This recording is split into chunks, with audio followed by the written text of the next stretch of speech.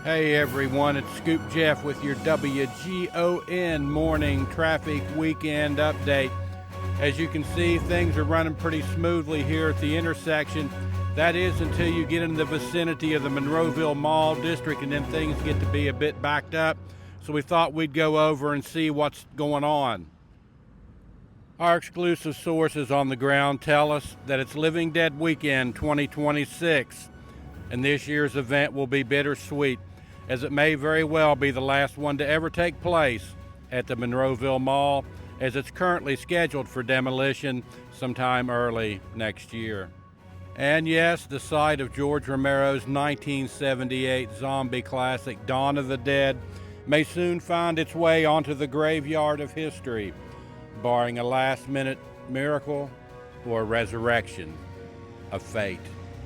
So with all the excitement over this year's event, we thought we would send our very own exclusive Sky Drone 1 over to the mall to check out the action. And the opening ceremony's MC was determined nothing would prevent him from appearing at this year's event, despite suffering an injury, a falling accident just the day before. And in Donald Trump-esque fashion, our MC, Ken Foray, made his way down the escalators behind me, through the crowd, and on to center stage.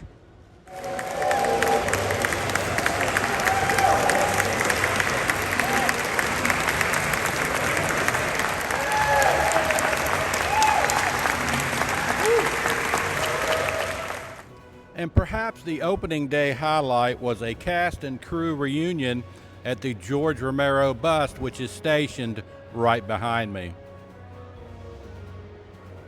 And included in our WGON TV exclusive footage are the following cast members: Galen Hall, who played Fran; Ken Foray, who played Peter; Scott Reniger, who of course played Roger; and Tom Savini, who did a little bit of everything from stuntman to acting. He was one of the Raiders, had a cool little mustache comb going on there. He also did makeup and special effects. And also on hand for this gala extravaganza were former crew at WGON TV, as well as the virtual army of zombie extras. I really do.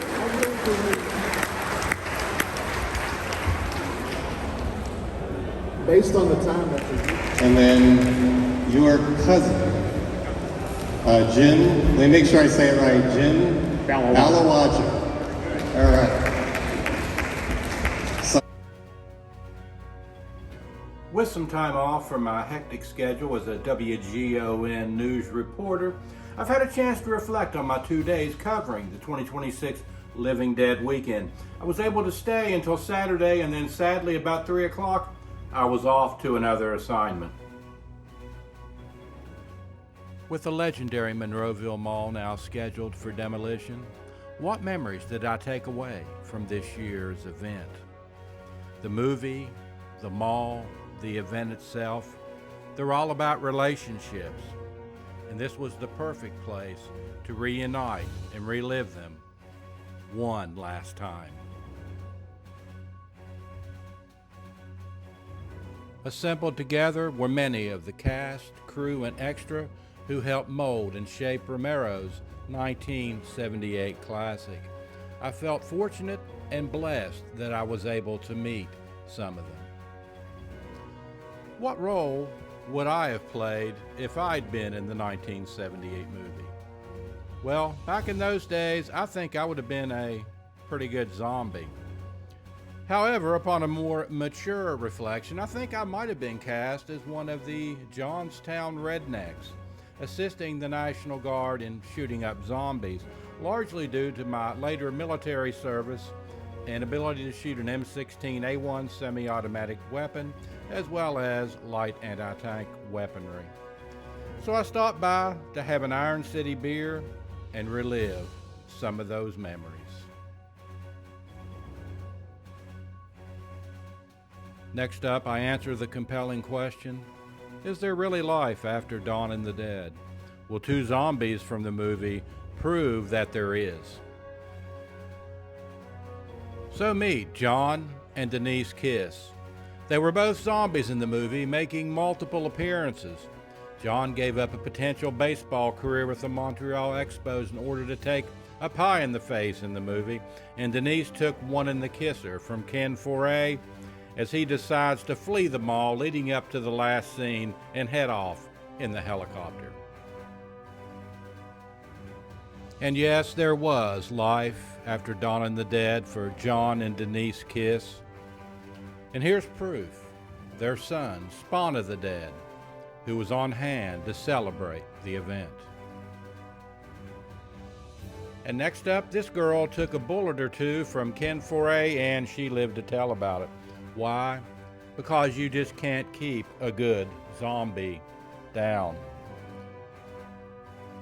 And Melissa Dunlap proved that being a child zombie isn't the end of life. It's just a brand new beginning. She was on hand to meet and greet, sign autographs, and pose for pictures at the event, and she is Tom Savini's niece. Next up was Doc Cop, Randy Kovich. He and his buddies were in a hurry to go somewhere. Do you remember where? But they were out of cigarettes. Cigarettes. Any of you guys got cigarettes? No, I'm sorry. Where you headed? Downriver. We got an idea. Maybe we can make it to the island.